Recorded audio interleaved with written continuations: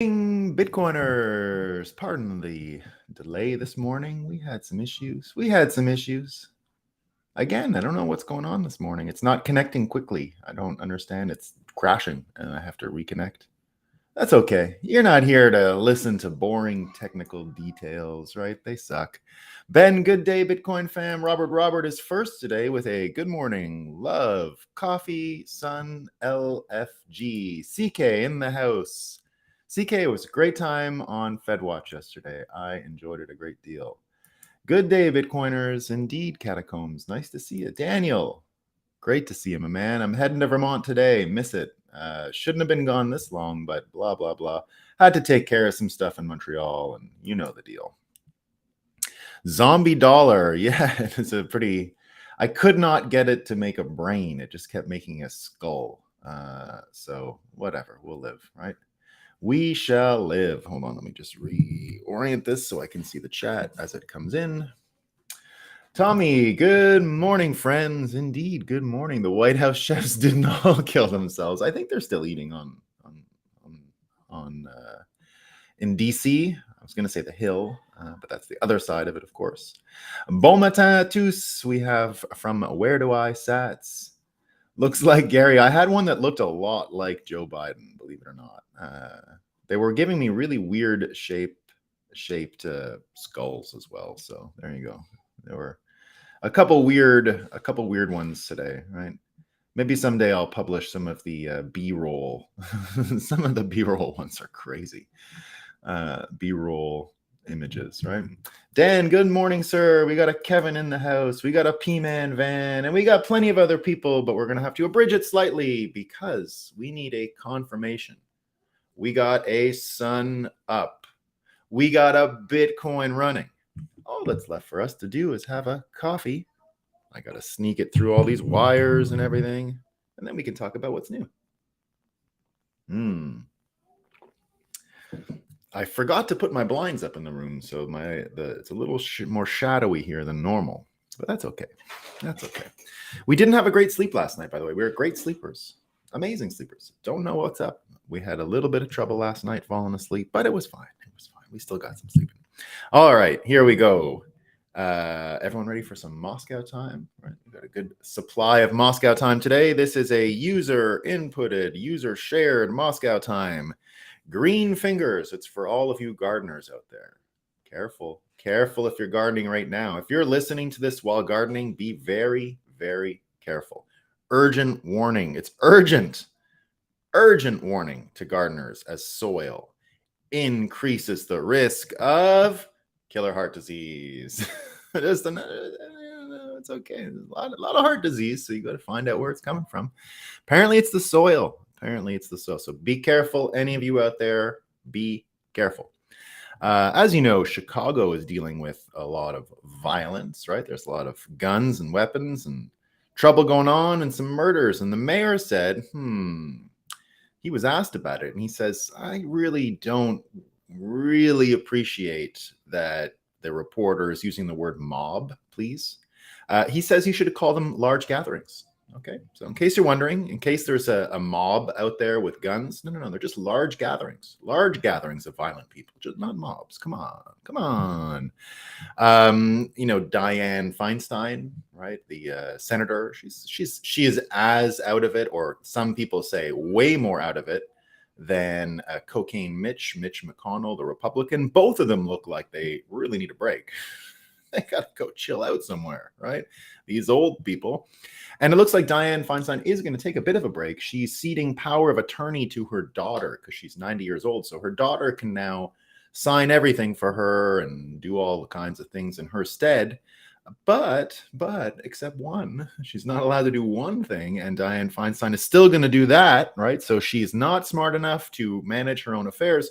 But according to the New York Post, Dianne Feinstein, 990, cedes power of attorney to daughter, but still serves in Congress. And this was the lady last week that was reading all the reasons for which they didn't want to audit spending in Ukraine. No. So she actually came out. She lost the ability to be a cognizant person this week. You cannot make a contract with her. It's not legal. It's not legally binding. She can't have any discretion. It's been taken away from her because of her mental state. And last week she was talking about how no, you don't need to investigate the spending in the Ukraine war. No. And she didn't remember which way to vote, so her aides had to tell her, just say yes. They stopped her from giving a speech and they said, just vote yes, right? So it looks like now her daughter is going to take over most of her affairs, but don't worry, she can still vote on things in Ukraine, and she can make sure you never know where the money's being spent in Ukraine, right? So she's still got that ability.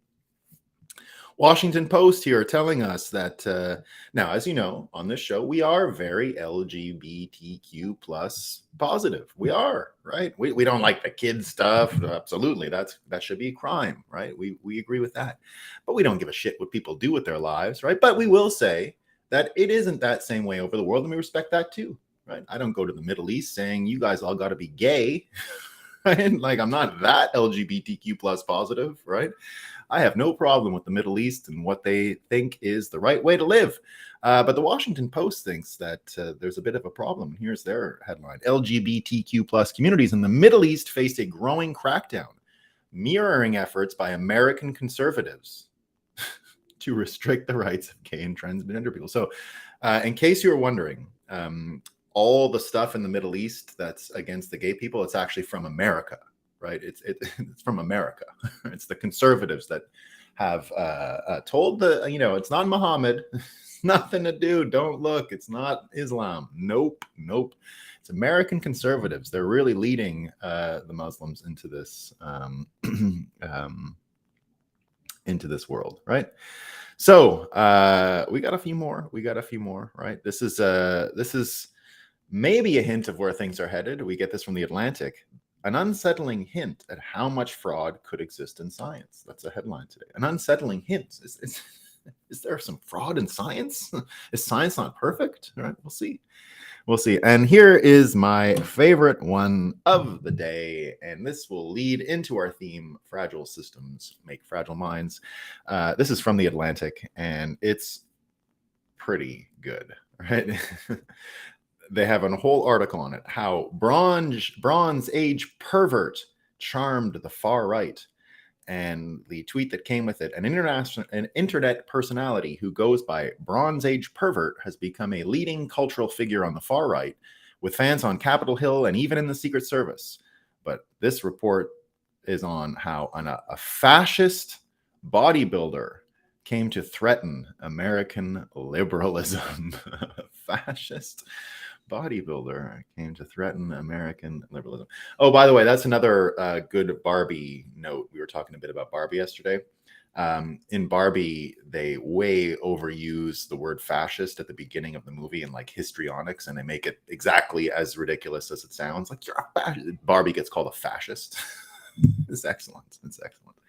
All right, so let's think just for a second about what this Atlantic article says at the very end, right? And this is what I want to pick up on.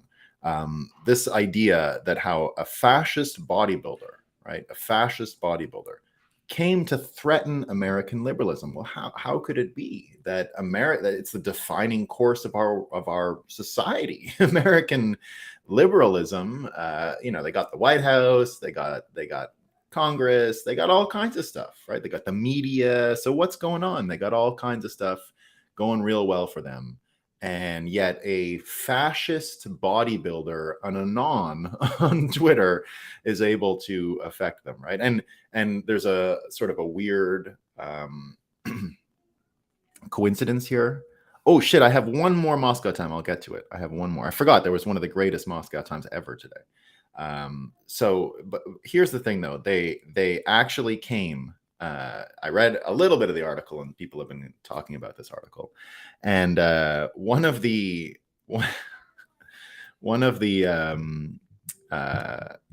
people in there said that this is actually what they came up with, right? This is the actual problem they came up with, that this guy, Bronze Age pervert, chose a not so great example, in that he was more into what did they say, Achilles, but not as into Ulysses as he should have been, right? So the actual criticism here, but a subtler and greater model of manhood is Ulysses. And that's not the one they're interested in. They're interested in Achilles. And so here's Loki Julanius saying, I know the solution to stopping the spread of Bronze Age ideas. Let's pretend there was a liberal opposition during the fucking Trojan War and try to shoehorn even more current year ideas into literary classics. So here they're trying to say that this some weird thing about the politics of ancient Greece being involved in what's going on here.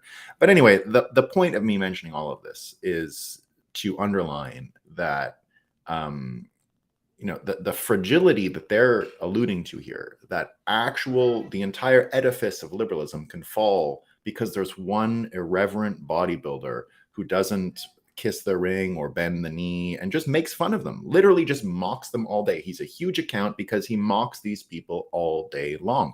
And through the act of his mocking, the Atlantic is admitting what I think we all see, that laughing at these people can destabilize the whole system. And so we see this put in words and very clearly the Atlantic admitting, I think, the truth that the system is absolutely threatened by these little individual acts and these individual characters and these really theatrical presentations, because Bronze Age Pervert, of course, has some reality to it, but at the same time, it is what a lot of people are sort of revolving around now. It's kind of a new archetype, let's say, the bro science guy who just uses his basic observations to make scientific calculations, doesn't need a bunch of labs, doesn't need a bunch of science, right? Science, right? Like the Atlantic already admitted, right? How corrupted and fraudulent it's become. So this idea here that the system itself is that fragile, I think is a lot of what we're talking about here in the mornings, right? And to see it come out in the Atlantic like this, I think is confirmation that we're sort of on the right track. And I'll show you today what that means. So, I've often done those whiteboards where we compare, the pyramid, the inverted pyramid. It's sort of like the basic whiteboard of the show. I've done it several times. I did it on the Robert Breedlove show before. I've done it on the intro to the show. I've written an article in Bitcoin Magazine about this frame, right? The two pyramids. So in one version, you have the top-down pyramid structure where the dollar and the all-seeing eye are on top, and of course the people on the bottom of the pyramid, the very recognizable system that we've seen for a long time now, credentialism and all of these things baked in. And then the inverted pyramid, of course, with money on the bottom, and then that being the foundation for the proliferation of human minds and human consciousness. So an inverted pyramid where one sort of pushes the human mind down to the bottom and rests on it, right? The belief systems are what actually gives meaning to that money, versus the money and the system itself giving direction to human creativity. So it's a completely inverted system, right? And part of what I think, anyway, an easy way for me to understand that is the old mind on your money, money on your mind. The very common lyric you hear in many, many songs from the 90s. But you can actually, break it down, the logistics of it, right? If money is on your mind, it can kind of weigh it down, right?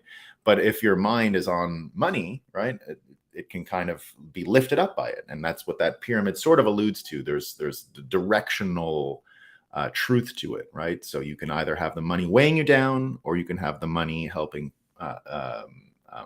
propel you upwards, right? So it's not an important lesson or anything like that. It's really just a directional frame. It's really just to see and contrast the differences. But again, when you have fragile systems, and I do believe this pyramid top-down structure is a fragile system, and it becomes as fragile it is just because of the entropic systems, the entropy that has been in the entire fiat system now for 80 plus years, almost 100 years, depending on when you mark its true beginning, right? So the tension that we have here between an entropic system that isn't really balanced anymore, that is showing tons of signs of wear and decay, and an inability, really a fragility that I think is one of the main reasons why so many people are enthusiastic about Bitcoin. There's just so little faith that this system can propagate forward. We talk about it all the time here, that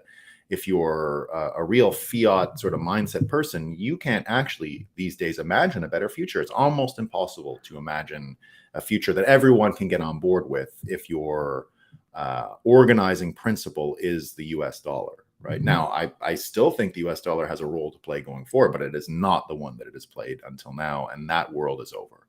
And we're going to talk a little bit today about how we can sort of confirm it's over, right? We have enough idiots in charge and enough people who, if the US dollar is to propagate, if the system that we have here is to propagate, moving aside raw brute force for a second, because that probably is all that's left in order to preserve this US dollar system. Let's just look at some of the characters and participants that need to be relied on for this system to keep going forward, right? And you'll see just how fragile it really is, right? And the opposite of that, of course, Bitcoin being anti-fragile, and I talk about it regularly here, right? One of the main differences is the top-down fiat system really does create NPCs. It creates non-playable characters. And at different points, some of these people are a little more active, right? A non-playable character can still be a viable enemy in a video game. It can still be a viable character with all kinds of unique abilities and special forces and special tricks and characteristics, like a boss in any video game, right? These things all exist. But the actual capacity of them to keep going forward, to keep respawning, to keep reiterating isn't there, because once these characters are broken, they can't come back, right? They go back to just selling you swords and Zelda. They're incapable of, coming back in the game and playing again. Some can sort of survive in a broken form, but they're not really in the game. Versus Bitcoiners who continually stay in the game. They don't get sideswiped. They don't get knocked out. The only time you ever stop hearing from Bitcoiners is because they pull a Galt's Gulch and they disappear because they're too successful and they don't want to participate in the fucking clown world anymore, right? So that's about the only way you lose Bitcoiners, is because there's an apotheosis when you ascend out of the system, right? The apotheosis. So here's just a little hint of where we're headed, right? Look at this Bill Barr character, right? Bill Barr was on CNN, and he's the Republican who's turning tail on Trump, right? He's the one who's telling the Republicans the truth. Trump is an insurrectionist, right? And what's his evidence? Do you know what his evidence is? Well, if you didn't know, Bill Barr is an amazing mind reader. He's a mind reader. He can read minds, right? The CNN headline where he is talking about why Trump is going to jail for his insurrection, he says Barr obliterates Trump's defense. He knew well that he had lost the election. He knew that he had lost the election? Whoa, stop, Bill. You have insight into Donald Trump's brain? Holy shit. That's amazing, right? He knew what he was thinking. And of course, we know Trump's defense for the whole January 6th thing is, that's what I believed. I believed the election was stolen and I was telling people the truth. And it is all about Trump's state of mind, right? It has to be about Trump's state of mind, because if he believed the election was stolen, then he wasn't lying and he's not guilty of any of this stuff. So it really all comes down to whether or not Bill Barr can read Trump's mind. Now, here's some things on Bill Barr that you might not know, and some things I've mentioned before from time to time. First of all, I want to read something from the New York Times, because I'm going to tie Bill Barr into, these are the guys they're hooking their wagon to, all right? These are the fucking people that the fiat system, that the Democrats, that Joe Biden, and it's not just them. This is proof of uniparty, right? This is proof of people trying to preserve a system that doesn't work for Americans, but that works for the credentialed elite folks. So this is what happened yesterday. And the New York Times actually wrote this. This is for SBF, because of course SBF is clean, right? Clean. I'm going to tie Bill Barr in a second to SBF, because it's actually amazing. And one day I think we're going to know more about it. And I knew something was up in 2020 when I first saw this, right? So now the New York Times actually submitted a letter to the court in favor of SBF 2 days ago. Right? They did that. The New York Times did this. So this is Zuck Guzman talking about what happened. He says, I don't think I've ever seen this before. The New York Times just submitted a letter to the court in Sam Bankman-Fried's case about why he was fined to share Carolyn Ellison's diary entries with them, and why the judge shouldn't revoke bail and detain him now. While the current round of motion practice was prompted by a Times article about Carolyn Ellison, and the government argues that the article was part of the defendant's effort to interfere with the trial, that overlooks the public's legitimate interest, independent of this prosecution, in Miss Ellison and her activities at her cryptocurrency trading firm. Now, look, I don't know the details of this stuff and what's wrong with it, but here's what you got to know about Bill Barr, and here's what you got to know about the people that are still about to exit the game and why these fragile brains can't be relied on to win for them. So here's what you didn't know. Bill Barr, in the days just before the 2020 election, did something that American DOJ has never done. So he was running the DOJ at the time. And what he did was he went to Hong Kong and he arrested Arthur Hayes, the CEO of BitMEX, right? And what was the problem with Arthur Hayes? Well, the problem with Arthur Hayes was he was running the 100x leverage casino in a legal jurisdiction where what he was doing was totally legal. Hong Kong is totally legal. And what Bill Barr ended up doing was saying, oh, it's because he knew, so he was doing his mind reading thing again. Arthur Hayes knew that American users know how to use VPNs, and he was counting on it.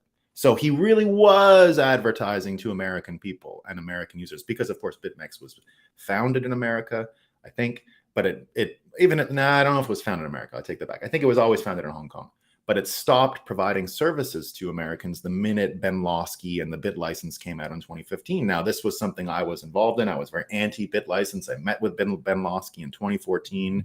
I've railed against Ben Lawsky for years. I invited Ben Lawsky to many, many events. He only came one time before we really tried to smash him in the face with his ridiculous arguments. He's out there with the Ripple folks now, by the way. He cashed in immediately. What a scumbag. So Ben Lawsky was the reason why Kraken and Shapeshift at the time and BitMEX stopped using stopped promoting to American users, or in some cases just New York State users. So Kraken stayed in America but didn't bother with the New York State stuff. So here's what happened.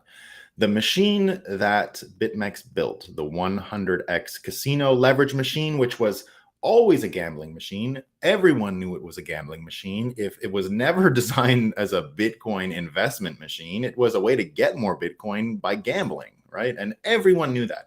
That's the reason why it was built in Hong Kong. It was there for people who don't want Wall Street porno. They don't want pornography. It's for people who wanted to fuck for real, right? They wanted to risk things for real. They wanted to make money or lose money or do whatever, but it was what everyone knew it was. Arthur never hid what it was. Arthur was very honest with what it was. It was for degenerate cowboy traders that wanted to fuck, right? Pardon the swearing, everyone, if kids are listening. I don't mean to swear without warning. But when I talk about Wall Street, the Wall Street crassness always comes out, right? Wall Street's a very crass place. So that's what happened. Now, I first met or spoke with SBF in the summer of 2018. Why? Because I was looking for speakers for an event I was producing in Singapore for CoinDesk. And I noticed the leaderboard on BitMEX, and I saw Alameda Research. And I said, who the fuck are these guys, right? And I started reaching out to them. I said, you guys want to come? Like, what's going on here? The other one was the Three Arrows Capital. Suju did come. So I did meet Suju on that trip. He did come as a speaker on that one. Because they were the two leaders, right, of this board. And it was just for traders. It was literally just tell us what your book is, tell us what you do. You got 10 minutes to tell people about trading and what you do and blah, blah, blah, show off a bit. SBF didn't make it. Suju did. But here's the thing. When I first started working with Kraken, one of my jobs was to sort of market size the upstart FTX that came out of Alameda Research. And the reason I sort of volunteered to do that was because I was the only one who knew these people were, because of this little thing that I had, knowing that they traded on the BitMEX forum. But here's the scam part. Right? The moment Arthur was arrested, I was at that moment market sizing and researching and doing investigating, let's say, or FTX, right? The upstart FTX. And I said, well, if they're going to arrest Arthur, right? Did you know what FTX actually started with? They started with the 101x leverage casino machine, the exact copy of BitMEX, the exact copy of BitMEX. It was the same thing, except you could leverage one more time, 101x. So the largest players on the BitMEX platform realized that the real game was in providing dark liquidity for exchanges, right? Because don't ever think of crypto exchanges as exchanges purely. Kraken is, Coinbase is. We're going to talk a bit about Coinbase today. A few others are actual exchanges. The rest of them are just dark pools of capital, right? Just dark pools of capital. And BitMEX was a kind of dark pool of capital. And of course, you know, it was of course used for whatever you want to, imagine. But that was fine and legal based on where they were. What was different was America did an extraterritorial enforcement action. This was brand new. They didn't normally go to other places where they had no jurisdiction in markets and say, actually, we have jurisdiction here, we can do this. So Arthur's arrest was completely unprecedented. And what I never understood about it at the time, well, I did understand, and I think I still understand, was that SBF, of course, had the same product. And what happened to SBF? Nothing. Obviously nothing, right? They arrested it. So I got in touch with Arthur already last summer before SBF was destroyed and said, this can't continue. Like, now that you're legally allowed to come out into the world again, we got to start talking about this. Now, he's been out in the world talking about other stuff. It's not up for me to tell him to talk about politics and go settle scores with SBF and all that. But that was the reason why I concocted the Michael Lewis and Arthur Hayes discussion at Bitcoin 2023 in Amsterdam, because I wanted to see that contrast and see if I can get anything out of it. It didn't really go exactly like that, but I still thought it was a great conversation. But the point is, I knew that the Bill Barr administration of the Department of Justice was corrupt from that moment, because I knew what SBF was. I knew the donations he was giving to politics, and I was one of the only people in the world who really clued in on why that was important at the time, right? I knew before it became public. I knew in the lead up to the 2020 election, and I knew what he was doing at that time. And when I saw Bill Barr do this, I said, wait a minute, we are in big trouble here. If Trump can't control the DOJ, and I just didn't imagine that what is Trump going to do with Arthur fucking Hayes, right? Well, nothing. Like, it's not important, right? So in my mind, you already saw the uniparty rallying, circling wagons, and moving against Trump, and moving in a way that would help Biden already at the time. So, of course, Bill Barr, now he's a mind reader on the news. He knows that Trump knew. So what he's actually saying is this: Trump knew he lost the election and was lying, because that's what has to happen for them to prove that Trump was a riot inciter, right? He has to believe he lost and then went against that. If he believed he won and was fighting against an injustice, the whole thing is different. The whole case falls apart, right? He has to know he lost. So their whole thing is that Trump, right, knew he lost to Joe Biden, and all of this is just his cope. That's the case. Right? That's the case. And Bill Barr is out there saying, and I know the case is clear because I know that Trump knew he lost. Imagine, he's a mind reader. Isn't it amazing? Isn't it amazing? So there's one off the board, right? Just, you can right away say the uniparty, and he didn't move the needle. No one believes Bill Barr anymore. He's got to go on CNN, right? So this ain't going to work. No one's watching it. No one cares. Probably only people talking about Bill Barr's mind reading ability this morning is us, right? Now, of course, there's NPCs out there who are, oh, Bill Barr, he got a Republican who said that Trump is a criminal. It must be true. It's someone from his own side. Well, we've known for a long time he ain't on anyone's side, right? We don't know what he's doing. It's not eating well, it's not that. He's not doing that, right? He's just sitting there on CNN going on about his mind reading abilities. That's it, right? So take them off the board. Of course, we know we can take the New York Times off the board. And remember, the system is so fragile that it actually needs these people to be successful. If they're not successful, the whole thing starts to come down in weird ways, right? But there's more. We're not done, right? We're not done. It's not just them. Now you get, I think anyway, the CBS News woman, Catherine Herridge, right? Now, she's the one who already months ago, we covered it here. She was the first mainstream news person to confirm the Hunter Biden laptop was real. And that would have been back in January or something like that, or February. She did that a long time, but we covered her. We got a lot of respect for her, right? And now she's out there saying today the truth about what happened with that Goldman guy. Remember I was telling you about the Goldman lying guy, right? The guy who looked like you could just tell he was lying when he came out of the closed door Devon Archer thing on Monday. Remember I told you on Monday morning before anyone was talking about Devon Archer, it was going to change the whole story.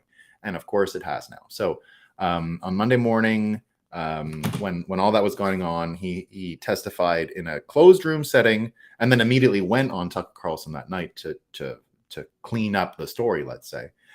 But so he went on he went into the closed door meeting. Rep Goldman came out and said, no, it was the illusion of access, right? Well, Catherine Herridge here now is reporting that that was a lie, right? That Rep Goldman was lying. So what she says here is when you look at the transcript, you see what you see is the phrase illusion of access is in Dan Goldman's question, right? It's in Dan Goldman's question. It's actually not what Devon Archer testified to. He never said illusion of access. We had 4 news stories written immediately about illusion of access. In the headline, you had Axios, Hunter Biden associate describes illusion of access. You've got, CNN Politics, former business partner says Hunter Biden sold illusion of access to Joe Biden. Time Magazine, Hunter Biden sold illusion of access to his father, former associate testifies. And Reuters, finally, Hunter Biden associate described illusion of access to Joe, Democrat lawyer says. So, our lawmaker says. So right away, you can see how the machine works, how information laundering works, how they need mind readers. They need people to generate and create false headlines by using closed door testimony and things like that, right? So all of that said, that it doesn't look like anyone is going to buy the news stuff anymore, right? It's just none of this stuff is going to hit. And when you get even CBS, even a journalist at CBS saying, nope, not buying it. Now,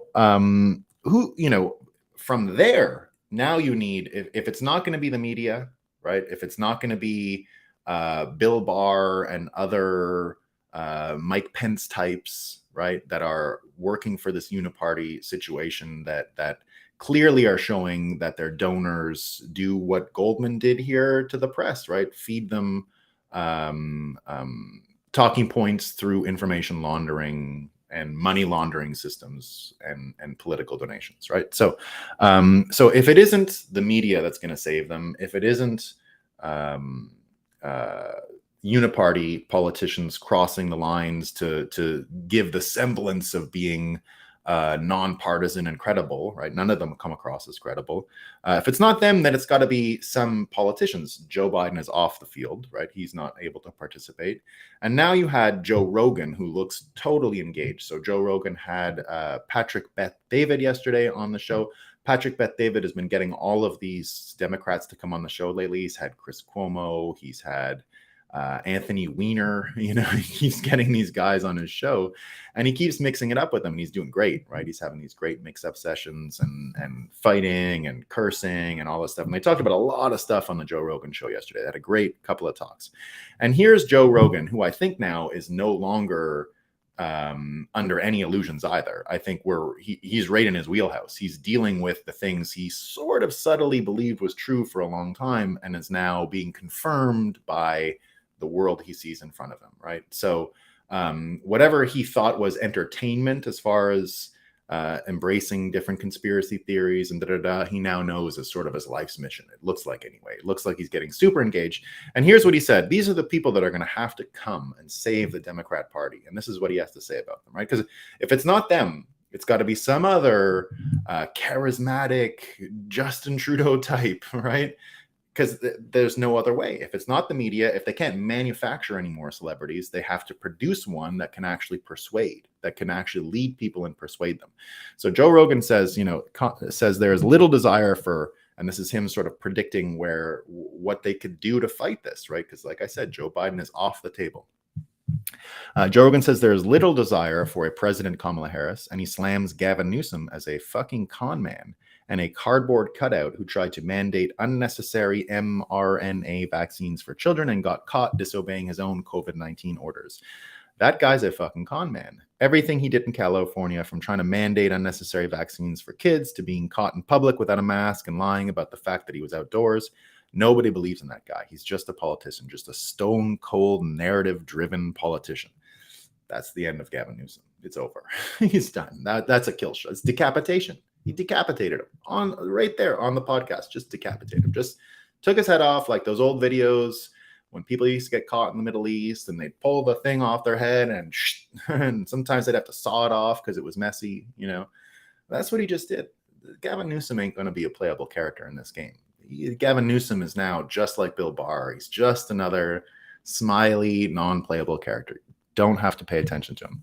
Joe goes into Joe Biden as well. He says Joe Biden is a fucking goof his entire career. He's been caught lying so many times. He's so full of shit, right? There's so much evidence that he's corrupt, just undeniable evidence of corruption. The stuff with him and his son. The guy, Devin Archer, who just testified that was Hunter Biden's business partner, talked about how all the different things that Joe was involved with.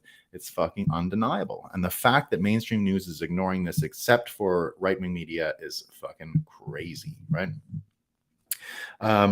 So the Newsom thing, you know, on the election fraud one, he also had some stuff to say. He says, how much election fraud do you think is real? I think we could all agree it's not zero, right? And we know these voting machines can be fucked with. We know there are some irregularities. That Kerry Lake stuff in Arizona. Remember what I said about Kerry Lake while it was going on? I said the best possible outcome is for that Katie Hobbs woman to steal the election from Kerry Lake because it's so unbelievable that she could win. It's unbelievable that the woman, remember the story. Kerry Lake was running the election, right? She was the attorney general in charge of election integrity. And she's like, no one cheated. No. I won fair and square. I beat Kerry Lake fair and square. Meanwhile, Kerry Lake is probably the most talented campaigner. I mean, she's up there with Vivek. She's up there with RFK. She's up there with Trump. This is a next level communicator, right? Just an incredibly persuasive person, way beyond anything Gavin Newsom or the Laffy vice president can offer, right? Wait, not even in the same ballpark. So Joe Rogan's saying that here, right? We know there are some irregularities. That Kerry Lake stuff in Arizona that they're trying to dismiss, it looks like there's real fraud there. But at the very least, they were voting machines that weren't working properly, and it seems very suspicious that a lot of them were in Republican areas. I think there are coordinated efforts to make sure certain people get elected. I don't know how far they go, but I know it's not zero, right? And then here's the good part, right? So it's not just that he's saying that no new politicians are going to come up from the Democrat side that could be worth a damn because they're all sort of getting ignored. It's not going to be Newsom, and it's not going to be any of these people. What he does go on to say, though, is that folks like Vivek, of course, and of course our favorite Bobby Kennedy Jr. are having the best political campaigns because they're doing exactly what the times demand, not using these untrustworthy media sources. Exactly as RFK said from the very start, podcasting is the path to victory in 2024. And Joe Rogan and Patrick Bet-David. Now, of course, they have an incentive to see the world this way. They're both huge podcast hosts, right? But here's what they say. They discuss the success of RFK and Vivek's campaigns, attributing it to podcasts, replacing the influence of corporate news, and speculate on Tucker Carlson's potential to win the presidency in 2028. You need to be able to expand. This is PBD talking, Patrick Bet-David. You need to be able to expand for hours and not be interrupted by commercial breaks. They are hampered by that model and the fact that you don't get unique individual voices and perspectives. You get narrative-driven, policy-driven, ideologically driven hosts who are contained by whatever system they are a part of. They are contained by their executives, the producers, and the people behind the scenes. And they go on to talk about Tucker being different. And they go on to talk about Tucker being different and also mentioning the Tucker Carlson article or the piece that was never released from just before his last days in Fox, which was an interview with the Capitol Police, where the Capitol Police say very clearly that they were, what's the actual quote? I don't want to get this one screwed up. Anyway, there was some shenanigans. This article never came out, and it's, damning, let's say, for um, um, both Fox and the the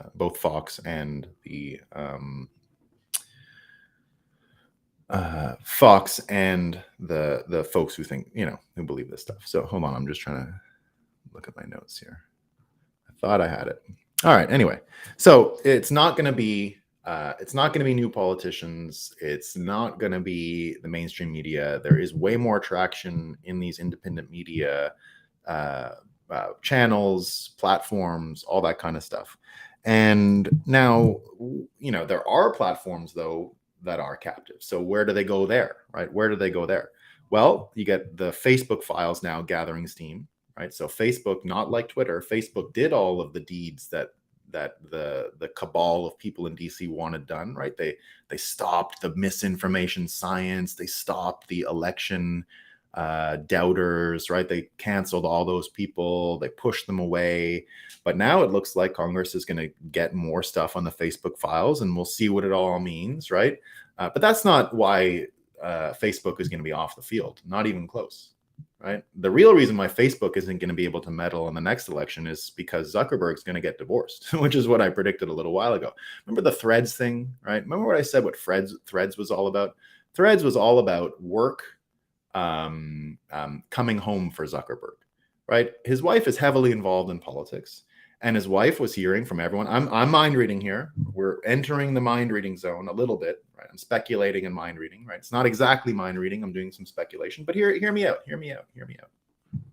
So Zuckerberg, hearing from his wife, all of her friends, they want, Elon, you got to stand up to Elon, right? We got to have our own place to talk about liberal shit, right? And not have to hear about all these inconvenient things and they're terrible, right? So I believe Threads was Zuckerberg saying to his wife, okay, honey, okay, I'll help you in your politics thing, right? But now the problem is Zuckerberg can't go home, right? When he goes home, his wife's going to be like, well, how's Threads, honey? He's like, I run Facebook. That was a product and it's not going so well, right? So I predicted as that product fails, the marriage will fail. And he basically never posts now, but he did post yesterday, right? And let me show you the post. It's hilarious. It's hilarious. And I think, it was an off the cuff, sort of out of the dark prediction that I made, but I think it's going to come true. And this is what it looks like. So he did a screenshot yesterday of his WhatsApp message with his wife, right? And he says to her, did you see the octagon I put in the backyard? And she says, yes, I saw it. He says, it looks awesome. Mark, she writes in one text, we have plenty of yard space, he says. I have been working on that grass for 2 years. Okay, honey. Threads is going great. Don't worry. Threads is a big success. Everybody's using it. We're gonna win. No, we're gonna win. We're gonna win. So look, I don't know if they're gonna get divorced, but Threads ain't gonna be a big issue. Obviously, Threads is dead already. And I don't think Facebook is filled with NPCs. Right? Who cares what they think? It just doesn't matter, right? They don't even know in which direction the game is. They don't even, in Mario, there's like the old one, there's like gameplay direction and it forces you along a trajectory, right? They don't even know what direction the game is in. They don't know this way, that way, up, down. They don't know. They don't have any idea. And that's why they're in this trouble, by the way. They never knew where the line was, right? They didn't understand where the line was with Trump. And because they didn't really understand where the line was, they went way over it. And that's why we're dealing with this stuff, right? They went way over the line, right? Way over. Now look, so let's look at the power levels, right, of the uniparty. Mike Pence, Bill Barr, way down. The power levels of mainstream media, according to Patrick Bet-David and Joe Rogan, they're not going to persuade anyone anymore on those platforms. And even people on CBS like Catherine Hedridge are saying, this is a really big scam. This is not like, oh, I caught a little thing. This is the biggest story ever in the Republic. And of course, there is no politician coming to save these people. No one's coming. Nobody, right? It's force or nothing at this point. It's force or nothing. The force could happen, right? But how does it happen? Well, look at the people. In order for the force to happen, they're going to have to kill a lot of people, right? They're going to have to destroy many people in the United States, including congressmen and rich people and all that. And who are these people, right? Look at Thomas Massey, right? Thomas Massey yesterday, the fake news tried to be like, oh, did you know Thomas Massey was lobbying for pardons with Trump in the last days of office, trying to make a fake news story about that, right? And what does Thomas Massey say, right? There's a story. Rep. Thomas Massey admits he requested 2 pardons for Trump. He admits it. He admitted it, right? Well, what were the ones he asked for? It's true, he says. I requested 2 pardons from Trump. One was for Assange and one was for Snowden. I also requested a commutation for Ross Ulbricht. You know, they don't know what game they're playing. They don't even know the game. Massey gets the game. Massey understands what's going on, right? What else did he tweet yesterday? Here's what else he tweeted yesterday. And this, I think, should warm the hearts of every American, because in the end, right, the Bronze Age pervert exercise stuff, really important, probably the most important. But the second most important thing before we start even getting to money and all that stuff is what you're eating, your health, right? Thomas Massey comes out. U.S. government and American oligarchs and corporations want to control your speech, your right to self-defense, and your healthcare. But the crown jewel for them is to control what you eat. And he says that's why the Prime Act and other food freedom initiatives are my top priorities. The Prime Act would make the entire U.S. system look more like what I have in Vermont, which is in Vermont, we don't have to go to no federal inspection for our beef. I can go right to the farm and buy it direct without any inspector. I just look around and does the farm stink? How do the animals look? And then I buy the steak. Let me check out those chickens, and then I buy the eggs, right? Or I buy the actual meat birds, depending on which farm it is. But they don't have to go to any inspectors. They don't have inspectors, right? It's farm to table. Now, if you go to a grocery store, that stuff has to get inspected. But the farmers have the right to sell direct. I can get the raw milk direct. I can get anything I want in Vermont direct from farmers. And because the farms are so small, they were never taken over by Smithfield and Chinese conglomerates and Wall Street money, and none of that ever happened, right? It's just that the farms aren't fertile and good enough, so we get to have great food still in Vermont. It's one of the only places in America, but that system is going to spread throughout America. So if you get the exercise right and you get the food right, and most Bitcoiners are heavily focused on these things, and I don't think everyone's perfect, but these are priorities to Bitcoiners, absolutely priorities. That's why we're playable characters. That's why we're still in the game at the levels we're at. That's why the concentration of us, we keep growing, they keep shrinking, and our overall proportion in the whole mind space is so much greater than it ever has been because of things like this. We exercise. You know, I lift weights every day. I don't go crazy, right? At 15, 20 minutes. I'm not trying to bulk up. I'm just trying to stay in shape, and I've been healthy and active my whole life. I eat really well, right? That's something that COVID helped me focus on. I knew the reality of eating well, but I really stuck to it with COVID and made much better habits because I couldn't get access to the junk that I used to eat all the time. So there you go, right? So we've got important Congress people, important leaders. We've got important acts of people who really understand what is important to be fought over. Like, how many people on their side of the equation, how many Bill Bars out there saying we got to, in order to win long term, we got to make sure that our people are eating well and are healthy. Right? He doesn't know what game they're playing. He doesn't even know what's going on. Right? Bill Barr left his thing yesterday where he mind read Trump, right, and went and just shoved a big, disgusting, deep fried in seed oil, fried banana into his mouth, right? That's what he did. Look at him, right? Now, I'm not a fat shamer. We never fat shame around here, right? We're not into fat shaming. I have nothing but sympathy for everyone who struggles with that. It's real. Eating, the addictions, all of that, the dopamine that comes with only certain levels of sugar for certain people, certain levels of the satiation that we all get from food, not everyone gets in the same proportion, right? So I get it. I've seen people struggle. So not trying to laugh, right? but Bill Barr is not aware of the game, and it's evident when you look at him. It's evident, right? He doesn't know what's being played. So, these are big things, right? Now, if it's not just things like who's coming to play, the politicians on either side of this fight, different quality of people.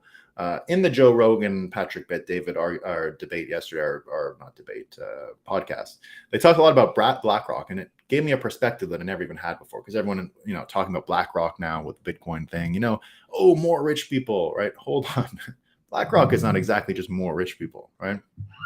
What I found out is the amount of assets. I knew that they had 10 trillion under management.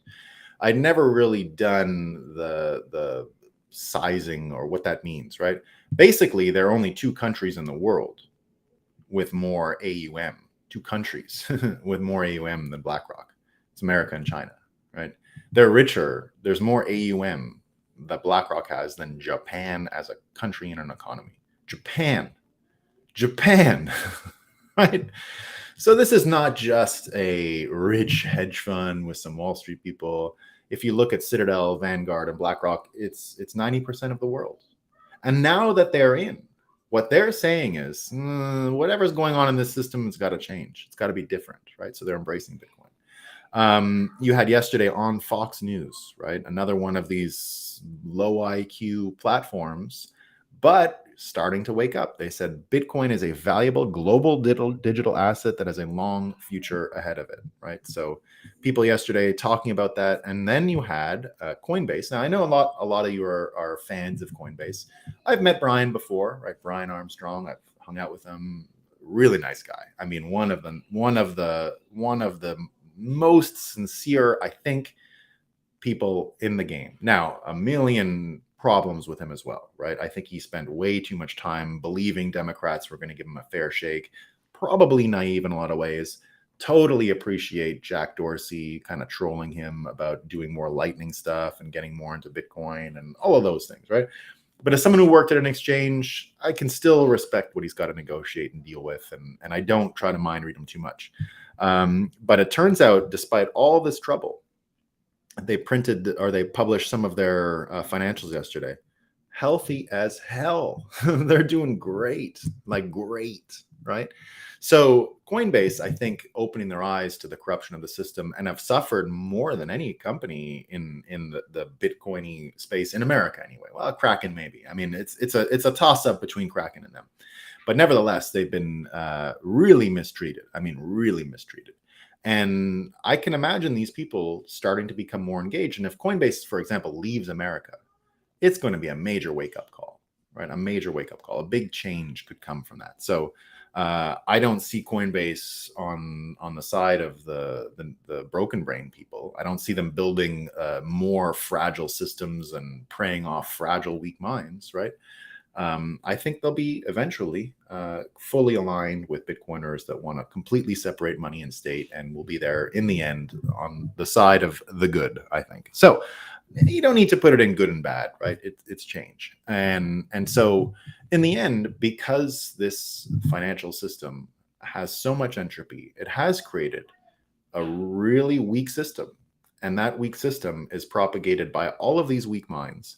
And in the end, you can really get a sense of how the credentialism and all of these things became so important to the mythology, right?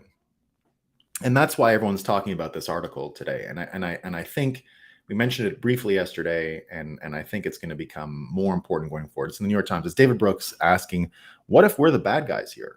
And more people realizing that the credentialism, that all of these folks who, it's really that they like a guy like Obama, right? He came from the Harvard family.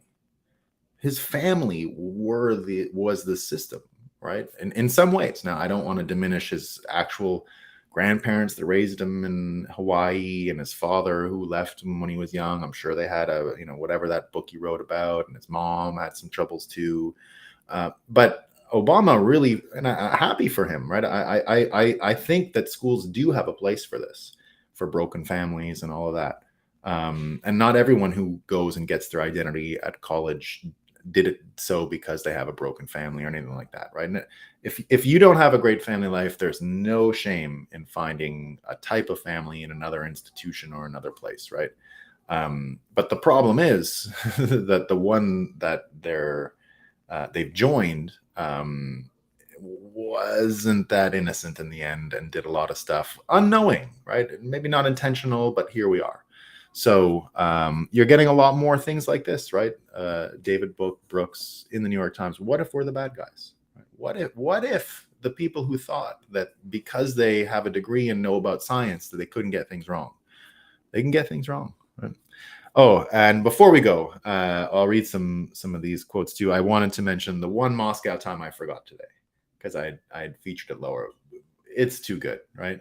So and this sort of incorporates everything I have to say today, right? The persuasive ability, who we're dealing with, who the enemy is, what we're up against, right? So they had Al Sharpton yesterday on MSNBC, right? And they're talking about the Trump thing, right? So Al Sharpton comes out and says, can you imagine if James Madison or Thomas Jefferson tried to overthrow the government? These are the people we're up against. It's a comedy. Could you imagine if Thomas Jefferson was a revolutionary? Could you imagine? What would we do? Imagine if George Washington was a revolutionary? What would we do? I mean, come on. There's no way we can lose to these brain dead morons. There's just no way. All right, let me get to some quotes here. Let's see what's happening. We got low quotes today. That's okay. That's okay. Was there a feed interruption anywhere? Has anyone noticed if it was on Rumble? All right, Tyler, what's up, my man? Now I done. I hate this. Nothing actually on it. Then yeah. Now I done. Oh, I missed that. Sorry, Tyler. FTX tip the scales for Biden. Of course, the propaganda machine will back him. Absolutely. Yeah. Never trusted Barr. No way. No how.